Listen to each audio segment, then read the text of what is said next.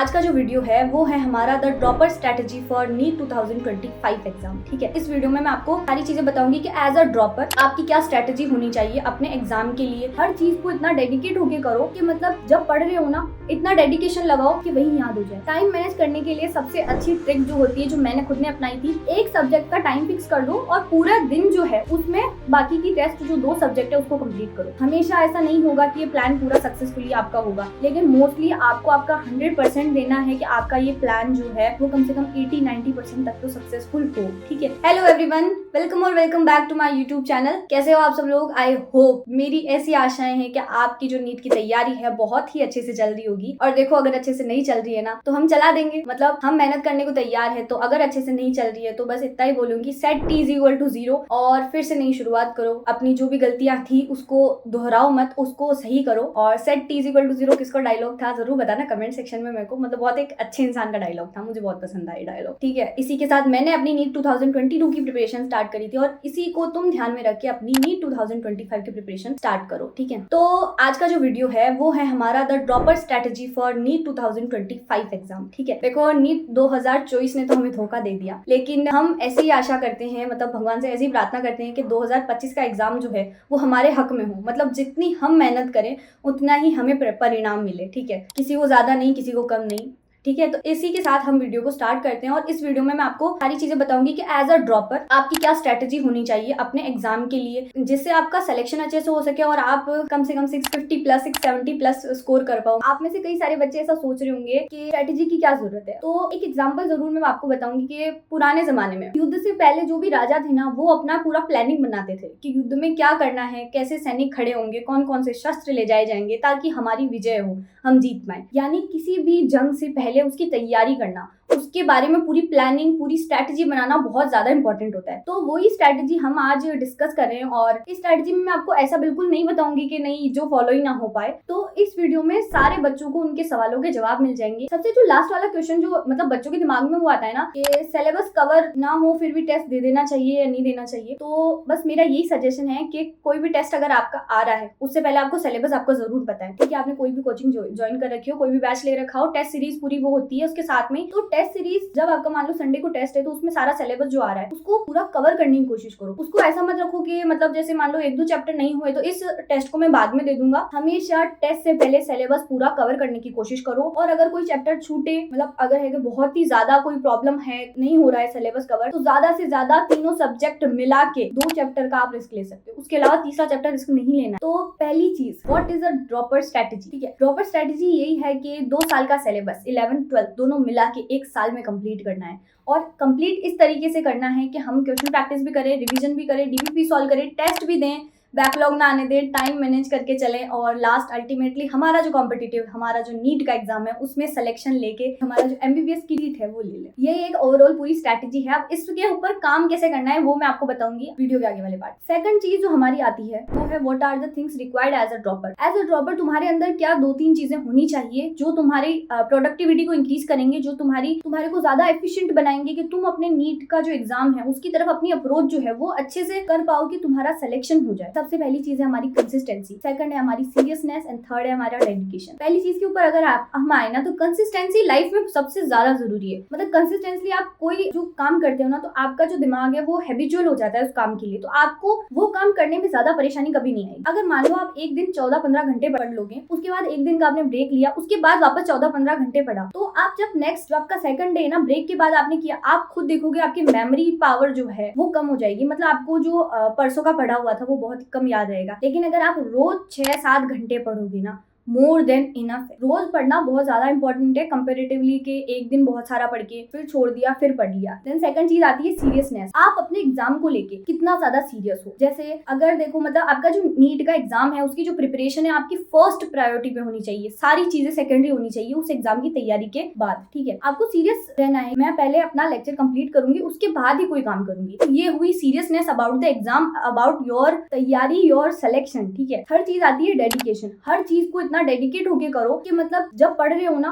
इतना डेडिकेशन लगाओ, इतना एफर्ट लगाओ कि वो वही के वही याद हो जाए। मतलब कभी ऐसा मत रखो कि नहीं अभी ये याद नहीं हो बाद में कर लेंगे, ये चीज कभी मत रखना। डेडिकेशन बहुत ज्यादा जरूरी है। तो ये तीनों चीजें अगर आपके साथ होगी और आप अपनी प्रिपरेशन करते जाओगे ना तो देखो आपके सिलेक्शन को कोई रोक नहीं सकता है। अब हमारे तीसरे पॉइंट के हम ऊपर आते हैं। तीसरा पॉइंट है कि मतलब क्या 2 समस्याएं हैं जो एज अ ड्रॉपर आप पूरे साल में फेस करते हो। मतलब भले आप 12th में हो तो ये समस्या थोड़ी कम देखने को मिलेगी, लेकिन एज अ ड्रॉपर आपके सामने ये 2 समस्याएं सबसे ज्यादा देखने को मिलेगी। और बहुत सारे बच्चे ऐसे होंगे जो अभी ये समस्या जरूर फेस कर रहे होंगे। फर्स्ट है टाइम मैनेज नहीं हो रहा, टाइम मैनेजमेंट की दिक्कत। Second is backlog. ठीक है, तो सबसे पहले मैं तीसरे पॉइंट को डिस्कस कर लेती हूँ। ये है हमारा कि टाइम मैनेज कैसे होता है। देखो तुम किसी भी टॉपर से, किसी भी टीचर से और किसी से भी पूछोगे ना जो आपका थोड़ा सा जिसने नीट निकाल लिया, वो यही बताएगा टाइम मैनेज करने के लिए सबसे अच्छी ट्रिक जो होती है, जो मैंने खुद ने अपनाई थी, एक सब्जेक्ट का टाइम फिक्स कर दो और पूरा दिन जो है उसमें बाकी की टेस्ट जो 2 सब्जेक्ट है उसको कंप्लीट करो। जैसे मैं खुद क्या करती थी, पहले ऐसा था कि 5 साढ़े 5 तक मैं उठ जाती थी। उसके बाद में मैं 11-12 बजे तक पूरी बायोलॉजी ही करती थी कवर। देन उसके बाद में पूरा रेस्ट ऑफ द डे, मतलब 12 बजे के बाद में रात को सोने तक 10-11 बजे तक सोती थी मैं, तो तब तक मैं पूरा अपना फिजिक्स और केमिस्ट्री को पूरा दिन देती। तो इस वजह से क्या होगा, आपका टाइम मैनेज हो जाएगा। मतलब आपके साथ में वो दिक्कत नहीं आएगी कि हाँ अब फिजिक्स पढ़ लूं, अब केमिस्ट्री पढ़ लूं। एक ओवरऑल दिमाग में प्लान रहेगा कि 12 बजे तक सुबह तक मुझे बायोलॉजी के अलावा किसी चीज को छूना ही नहीं है। तो वो दिमाग में जब प्लानिंग होती है ना पूरी की पूरी, तो आप बहुत रिलैक्स रहते हो और अच्छे से पूरी प्रिपरेशन हो जाती है। ठीक है, यहाँ पर मैं एक आपको टिप देना चाहूंगी एज अ मल्टीपल ड्रॉपर जो बच्चे हैं और जो फर्स्ट ड्रॉप बच्चे हैं।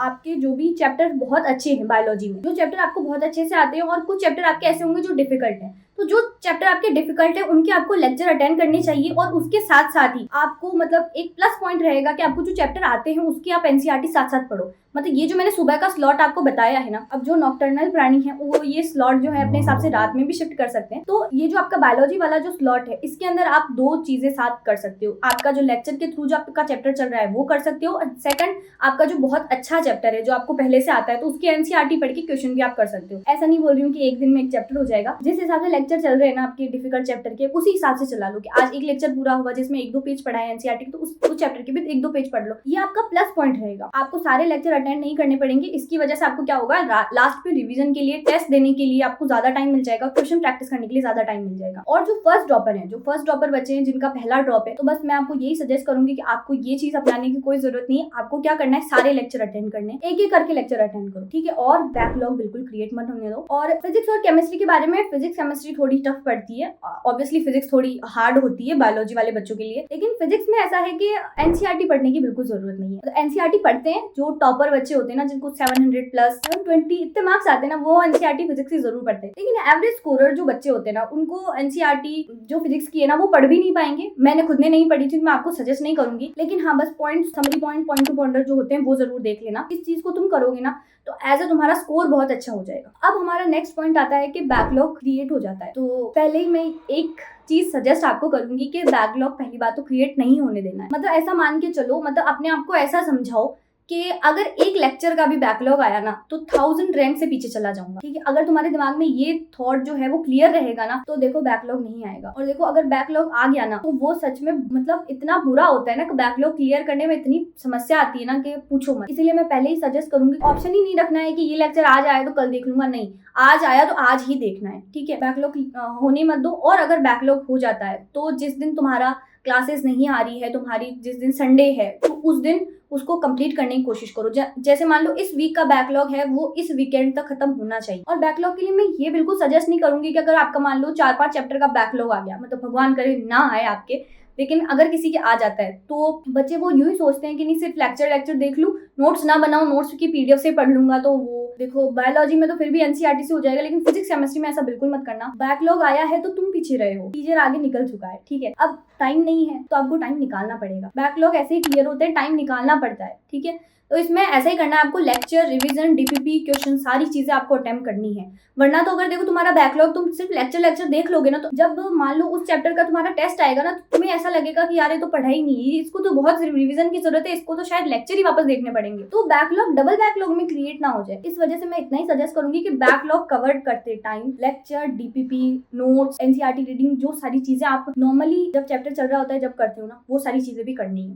पूरी ड्रॉपर स्ट्रेटेजी का हमारा जो 4था पॉइंट जो था, फोर्थ पॉइंट जो था कि ओवरऑल डेली प्लान क्या होना चाहिए एक ड्रॉपर का, और वीकली प्लान क्या होना चाहिए। देखो मंथली प्लान मतलब ज्यादा बड़ा मत सोचो, छोटे छोटे कदम रखोगे ना तब मतलब पूरा रास्ता कवर कर पाओगे। मंडे टू सैटरडे सारे लेक्चर वगैरह लो, ठीक है। सैटरडे को सिर्फ 2 ही लेक्चर कवर करो। जैसे मान लो 3 सब्जेक्ट है, 3 सब्जेक्ट के 3 लेक्चर्स होते हैं, तो उसमें से 2 ही कवर करो, एक संडे को करना, और बाकी का जो बचा हुआ टाइम है वो तुम रिवीजन को दो, जो तुम्हारा संडे को टेस्ट आने वाला है, ठीक है। मैं हमेशा ऐसा ही करती थी, मतलब पूरे वीक में मेरे को टाइम बहुत कम मिलता था। मतलब जैसे रिवीजन के लिए, टेस्ट का जो रिवीजन है उसके लिए मैं 15 मिनट, 20 मिनट या 30 मिनट इतने ही निकाल पाती, ठीक है। तो इस वजह से मैं आपको यही सजेस्ट करूंगी कि आप जो है, आपका जो सैटरडे है उस दिन आपका पूरा रिवीजन, जो सिलेबस आपका संडे के दिन टेस्ट में आने वाला है उसका पूरा रिवीजन अच्छे से कर लो। तो ये था हमारा वीकली प्लान कि वीक में हमारा क्या प्लान होना चाहिए। अब मैं आती हूँ डेली प्लान, पूरे दिन का आपका क्या प्लान होना चाहिए। देखो प्लान में मैंने पहले आपको बता दिया कि बायोलॉजी आपको सुबह के स्लॉट में करनी है, फिजिक्स केमिस्ट्री बाद वाले स्लॉट में करनी है। अब सुबह के स्लॉट में जब आप बायोलॉजी आप कर रहे हो ना, तो उसको आपको कैसे कंप्लीट करना है। लेक्चर देखो, जैसे मान लो आप लेक्चर देख रहे हो तो उससे पहले लेक्चर को स्टार्ट करो ही मत जब आपका पुराना लेक्चर का जो आपका जो रिवीजन है वो नहीं हुआ है, उसकी पुरानी डीपीपी बाकी है वो नहीं, मतलब दोनों चीजें अगर आपकी बाकी हैं तो आपको लेक्चर देखने का कोई हक नहीं है, याद ही नहीं होगा, ये चीज हमेशा ध्यान रखना। और उसके बाद में पीडब्ल्यू लाइब्रेरी का एक ऑप्शन आता है, उसमें बहुत सारे क्वेश्चन है, मॉड्यूल के वगैरह क्वेश्चन है, और आप ये बुक ना करना चाहो तो आप मॉड्यूल भी जो कर रहे हो ना आपकी कोचिंग के वो भी कर सकते हो। ये आपकी बायोलॉजी के बारे में हुआ। और अब फिजिक्स और केमिस्ट्री के बारे में भी मैं सेम चीज बोलूंगी, बस फिजिक्स में आपको ये चीज ध्यान रखनी है कि क्वेश्चन आपको ज्यादा लगा, ज्यादा कैसे लगाओगे। ऑब्वियसली आपका जो मॉड्यूल है इसमें फिजिक्स में आपको देखो एनसीईआरटी पे फोकस करने के मैं बिल्कुल नहीं बोल रही हूँ, आपको सबसे ज्यादा आपके नोट्स में आपको जो क्वेश्चन करवाए जाते हैं उनके ऊपर, आपको डीपीपी जो मिलती है, प्रैक्टिस शीट जो मिलती है, या पीवाईक्यू जो है आपके पास, उनके ऊपर बहुत ज्यादा फोकस करना चाहिए। और बेसिक कॉन्सेप्ट बिल्डिंग जो क्वेश्चन होते हैं वो आपको करने चाहिए। कभी सेम ही रूल है, लेक्चर से पहले पुराना रिवाइज करके चलो, उससे पहले लेक्चर को अटेंड नहीं करना है। यानी ओवरऑल स्ट्रेटेजी क्या होनी चाहिए पूरे दिन की आपके लिए, लेक्चर लेना है, उससे पहले लेक्चर से पहले पुराने लेक्चर का रिवाइज करना है, देन आप नेक्स्ट लेक्चर लोगे, उसके बाद उस लेक्चर को सिर्फ, मैं ऐसा नहीं बोल रही पढ़ना है, वो जो भी आपको नोट्स लिखा है ना उनको जस्ट 1 मिनट एक पेज को देना है और उसको ऐसे पलटते जाना है कि हाँ क्या क्या लिखा था, उसमें जो सब टॉपिक्स होंगे ना उसको एक बार बोल लेना है, बस इतना सा करना है, ठीक है। उसके बाद में आप जस्ट इसके बाद में भी डीपीपी सॉल्व कर सकते हो। मतलब बायोलॉजी कर रहे हो तो हमने बोला है ना बायोलॉजी उसके बाद नहीं पढ़नी है, तो बायोलॉजी आप कर सकते हो। और फिजिक्स केमिस्ट्री में ऐसा कर सकते हो, आपकी मर्जी है, जैसे मतलब लेक्चर दोनों साथ में लेंगे और फिर बाद में डीपीपी करेंगे वो भी कर सकते हो, या फिजिक्स कर लिया उसकी डीपीपी करी, देन केमिस्ट्री, देन उसकी डीपीपी, ये सारा करके आप आराम से निश्चिंत होकर खाना खा सकते हो। अब लास्ट में डिनर के बाद में आपका क्या प्लान होना चाहिए। आज जो पूरे दिन पढ़ा आपने उसकी आप 2 चीजें कर सकते हो। फर्स्ट चीज तो आपको क्या करनी है, या तो आप रिवाइज कर सकते हो, आज जो पूरा पढ़ा आपने उसके सारे नोट्स पढ़ सकते हो। सेकंड चीज आप उसके सारे क्वेश्चन लगा सकते हो, ठीक है। डीपीपी के अलावा जैसे मैंने अभी बताया था ना आपको कि पीडब्ल्यू लाइब्रेरी से आपके मॉड्यूल के क्वेश्चन है वो आप डिनर के बाद करके आराम से सो सकते हो। 2 चीजें हैं, आप दोनों में से कोई भी चीज कर सकते हो। और मैं तो ऐसा कहूंगी, और मैं खुद ऐसा अल्टरनेटली करती थी, जैसे आज मैं रिवाइज कर रही हूँ, कल मैं क्वेश्चन करूंगी, फिर वापस रिवाइज करूंगी, फिर क्वेश्चन करूंगी। इससे क्या है, वो कंसिस्टेंसी मेंटेन रहती है कि हाँ आज ये करना है कल वो करना है, ठीक है। ओवरऑल पूरा एक अच्छा आइडियल प्लान यही होना चाहिए एक बच्चे का। देखो हमेशा ऐसा नहीं होगा कि ये प्लान पूरा सक्सेसफुली आपका होगा, लेकिन मोस्टली आपको आपका 100% देना है कि आपका ये प्लान जो है वो कम से कम 80-90% तक तो सक्सेसफुल हो, ठीक है। शेड्यूल टाइम टेबल मोस्टली बच्चों के फॉलो नहीं होते हैं, जिससे वो बहुत ज्यादा डिमोटिवेट रहते हैं, लेकिन ऐसा नहीं होता है। कोई नहीं, आपका अगर नहीं हो पाता फॉलो तो अगले दिन कोशिश करो कि कल जो किया था उससे कुछ ज्यादा ही करो। तो अब हम आ गए हैं वीडियो के एंडिंग वाले पार्ट में, और वीडियो के फर्स्ट पार्ट में मैंने जैसे आपको बताया था कि 5 पॉइंट के बारे में मैं इस वीडियो में डिस्कस करूंगी। तो 5वां जो हमारा है अदर टिप जो है एज अ ड्रॉपर, ये जो है इसमें सबसे पहली टिप जो है वो है हमारी, आपको रोज सुबह मॉडरेट एक्सरसाइज जरूर करनी है। मॉडरेट एक्सरसाइज में आप नॉर्मल प्राणायाम, योगा वगैरह कर सकते हो, सेकंड रनिंग कर सकते हो। अब मॉडरेट एक्सरसाइज क्यों जरूरी है, इससे क्या होता है आपकी प्रोडक्टिविटी इंक्रीज होती है। जब मतलब आप पूरे दिन भर बैठे रहोगे, बैठे बैठे पढ़ रहे हो ऑनलाइन, तो बॉडी वो है ना मतलब उतना प्रोडक्टिव नहीं निकल पाओगे। इसीलिए मैं बोल रही हूँ कि मॉडरेट एक्सरसाइज बहुत ज्यादा जरूरी होती है। और सेकंड चीज जो मैं बोलूंगी, स्लीप। आपकी ऐसा नहीं है कि आपको नींद पे कॉम्प्रोमाइज करके आप पूरे दिन पढ़ोगे तो बहुत ज्यादा प्रोडक्टिव निकल पाओगे, नहीं। 7 से 8 घंटे की नींद एक इंसान के लिए, उसका दिमाग अच्छे से चलने के लिए बहुत ज्यादा जरूरी होती है, ठीक है। मतलब इसलिए बोल रही हूँ कि 7 से 8 घंटे की नींद जरूर लेनी है। और तुम चाहो तो पावर नैप भी ले सकते हो। मतलब मेरे लिए पावर नैप जो है काफी ज्यादा इफेक्टिव होती थी, लेकिन आपको आपकी जो 6-7 घंटे की नींद है उसको जरूर आपको करना है, के बाद आप पावर नैप नेक्स्ट ऑप्शन है आपके पास। जो हमारी चौथी जो अदर टिप में आती है ना, वो है कि ज्यादा प्रोडक्टिव रहने के लिए आपको क्या करना चाहिए। लेक्चर जब चल रहा है तब तो वो अपनी स्पीड से चलेगा, अपना उसका टाइमर है, लेकिन आप जब क्वेश्चन प्रैक्टिस कर रहे हो, आप जब रिवाइज कर रहे हो तब आपको क्या करना चाहिए, एक पोमोडोरो टेक्निक होती है जिसमें टाइमर भर के, मतलब पोमोडोरो बहुत सारी एप्स वगैरह आती है, उसको आप यूज कर सकते हो, नॉर्मल प्ले स्टोर से डाउनलोड हो जाती है। उसमें आप टाइमर भरो, आपका गोल लिखो, और जैसे मान लो मैंने एनसीईआरटी का लिखा कि मेरे को पूरा 1 घंटे में एनिमल किंगडम जो है उसका पूरा रिविजन करना है, तो एनिमल किंगडम में लेके बैठूंगी, पोमोडोरो में अपना गोल लिखा, सब कुछ लिखा, टाइमर सेट किया 1 घंटे का, उसको पूरा कंप्लीट करूंगी। ठीक है, तो इससे काफी ज्यादा प्रोडक्टिविटी आ जाती है और आपको मतलब खुद ये होगा कि आपका जो टाइम है पहले बहुत ज्यादा वेस्ट हो रहा था, अभी बहुत कम हो रहा है। तो ये था पूरा वीडियो जिसमें मैंने आपको बताया कि पूरी एक एज अ ड्रॉपर आपके सामने जो है क्या क्या समस्याएं आती है उनके सॉल्यूशन देने की भी मैंने कोशिश करी, और क्या स्ट्रैटेजी आपके पास होनी चाहिए आप एज अ ड्रॉपर ज्यादा सक्सेसफुल होने के लिए कि आप एग्जाम में बहुत अच्छा कर पाओ। तो इसी के साथ हम अपने वीडियो को वाइंड अप करते हैं। Thank you so much for your support, और नेक्स्ट वीडियो किस टॉपिक के ऊपर चाहिए जरूर बता देना।